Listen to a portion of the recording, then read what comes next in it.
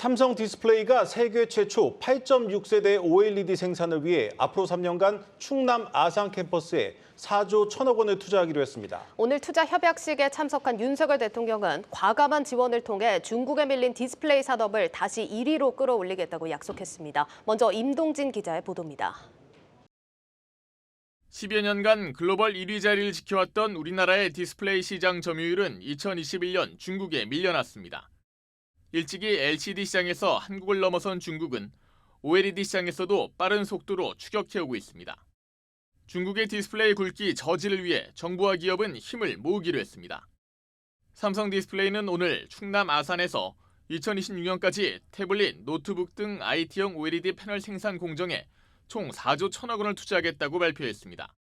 투자가 완료되면 삼성 디스플레이는 IT용 OLED 패널 시장에서 세계 최고 수준의 생산 능력을 확보하게 됩니다. 투자 협약식에 참석한 윤석열 대통령은 충남은 세계 최초로 OLED를 양산한 곳이라며 과감한 지원과 투자가 이뤄져야 한다고 강조했습니다.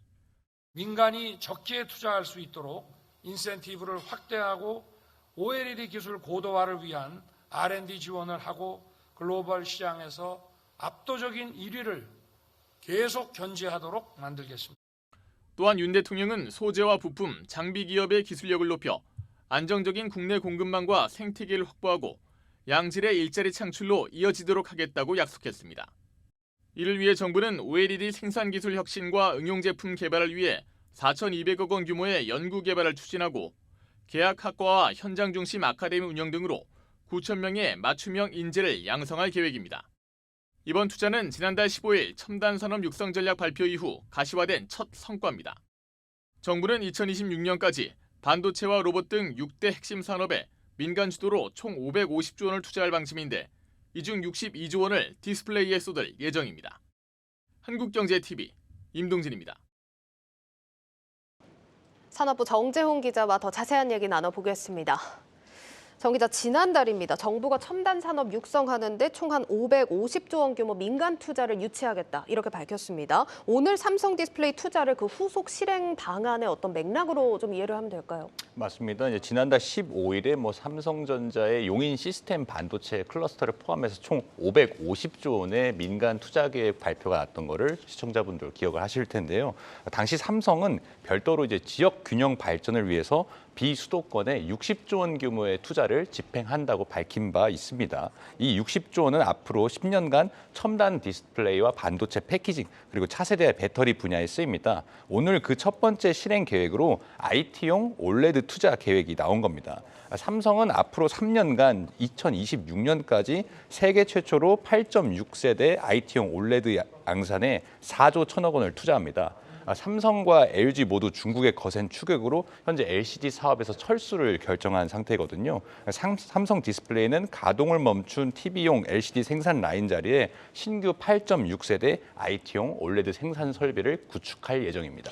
이 삼성 디스플레이는 이미 이제 스마트폰용 OLED 시장에서 세계 최강자인데 이번에 새로 투자한 라인은 이제 노트북이나 태블릿에 쓰이는 건데 이게 첨단 분야나 공정으로 좀 투자를 확대한다고 해석하면 되겠습니까? 그렇습니다. 이제 중소형 OLED 쪽에서 이제 노트북과 태블릿 쪽으로 좀 더 용도를 확대하겠다는 건데요. 삼성 디스플레이는 이제 중소형 OLED에서는 전 세계 시장 점유율이 과반을 넘어서 56% 정도 차지하는데 세계 1위입니다. 그 아몰레드로 잘 알려진 스마트폰용 OLED가 주력입니다. 네. 삼성 갤럭시나 애플의 아이폰 등 스마트폰에서는 이미 OLED가 주력이 된 지 꽤 됐잖아요. 물론 이제 노트북이나 태블릿에서도 차차 OLED가 지금 채용이 되고 있는데 아직까지는 LCD가 좀 주력입니다. 단적인 예로 애플의 아이패드가 아직도 LCD를 주로 사용해서 만들어지고 있거든요. 하지만 이제 이랬던 애플도 이제 내년부터는 OLED를 채용한 아이패드를 출시할 예정입니다. 아이패드에 탑재되는 OLED는 그 가격이 LCD 패널보다 2배 이상 오를 것으로 보입니다. 그만큼 디스플레이 공급 업체로서는 높은 수익성을 가져가게 되겠죠. 이처럼 OLED는 화질이 뛰어나고 또 이제 구부러질 수도 있다는 특징 때문에 이런 아이패드나 노트북이나 태블릿뿐만 아니라 차량용 자동차 전장 산업에도 좀 쓰여서 자동차 디스플레이도 활용되게 되는데요. 앞으로 이제 미래 모빌리티에는 좀 더 많은 디스플레이가 써서 뭐 자율주행 시에 콘텐츠를 시청한다든지 예. 이런 것들이 가능해지잖아요. 그렇기 때문에 올레드의 활용성은 점점 더 많아질 것으로 보입니다. 알겠습니다. 자, 그런데 최근에 전 세계 디스플레이 업계 상황이 좋진 않은 것 같습니다. 일본이 한국 올레드 기술을 뭐 따라잡겠다 해서 만들었던 J 올레드가 최근에 파산 절차에 들어가지 않았습니까? 그렇습니다. 이제 J 올레드가 뭐냐면 이제 한국과 중국의 이제 올레드 주도권을 좀 뺏긴 일본이 이를 이제 뒤집기 위해서 2015년도에 이제 정부 주도로 일본의 이제 경제 산업성이 조성한 민간 펀드와 함께 뭐 소니와 파나소닉 이런 기업들이 좀 참여를 해서 좀 설립한 그런 합작사라고 보시면 되는데요. 예. 한국보다 먼저 일본이 사실 올레드 관련해서 원천 기술을 좀 가지고 있었거든요. 하지만 이제 대규모 투자가 필요한 시점이었었는데 그걸 선제적으로 하지 못했습니다. 대신에 삼성전자가 이제 2005년에 처음으로 이제 올레드 투자를 집행해서 2007년에 양산을 했죠. 2007년이면 사실은 아직까지 스마트폰도 이제 막 상용화를 시작한 그런 시점이었는데 그때부터 미리 투자를 했기 때문에 지금 좀 중소형 올레드에서 1위를 하고 있다 이렇게 보면 되는데요. 일본이 좀 부랴부랴 따라가려고 많이 노력을 했지만 불량률을 잡지 못했습니다. 그래서 J 올레드는 이제 적자에 시달리다가 결국 파산 신청을 하게 됐는데요. 현재 일본의 올레드 점유율이 1.9% 정도에 불과합니다. J 올레드의 사례는 그러니까 적당한 시기에 대규모 집중적인 투자가 좀 중요하다는 걸 대표적으로 보여주는데 삼성이 이번에 세계 최초로 신규 8.6세대 IT용 올레드 투자하겠다는 이런 공정은 기존 6세대 공정에서 생산 능력이 2배 이상 좀 확대됩니다. 저 지금 나온 표는 이제 14.3인치 태블릿 기준으로 저렇게 생산 능력이 확대된다는 걸 좀 보여주는데요. 여기서 이제 세대란 올레드 이제 유리 기판 위에 이제 증착을 하게 되는데 그 유리 기판의 크기를 좀 말합니다. 이 기판이 더 커질수록 더 많은 생산 능력을 확보할 수 있게 된다. 이렇게 보시면 됩니다. 자, 그러면 중국 얘기도 한번 해보겠습니다. 이 중국은 정부 주도로 첨단 디스플레이에 대규모 투자를 하고 있습니다.